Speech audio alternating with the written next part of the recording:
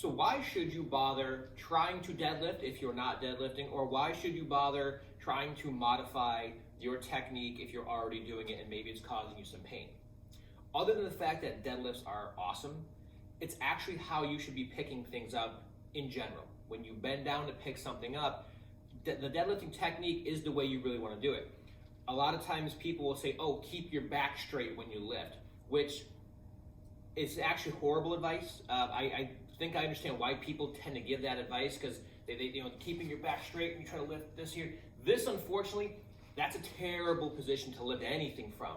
Never mind anything that's heavy, but it's not the best way to lift. Now, sometimes you have no choice. If you're picking up a desk and sometimes you're moving furniture, you have no real way to get into a deadlifting position. But generally speaking, when you pick stuff up, you want to pick it up more with a deadlifting type technique. Well, the heck am I talking about? So check out the video here. This is using a straight bar, and even if you use other variations, the technique, generally speaking, is the same.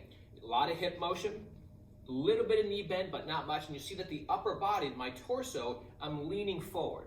We're gonna talk more about that, but I'm actually hinging at my hip, so my spine actually is not bending at all. That's the trick with deadlifting, is learning how to hinge here and make the motion primarily come through the hip joint and not much at the knees, very little at the spine at all. So the idea of lift with your knees, otherwise you hurt your back, or keep your back straight when you lift. People are saying that, I think, with the best of intentions. However, when you actually break down how the body moves and what the deadlift actually does, those cues and that advice is horrible. Deadlifting, when done properly, is very safe, and you can actually lift very, very heavy weight from that position once you learn how to master all the little pieces that go into it, which we're going to talk about in the coming videos.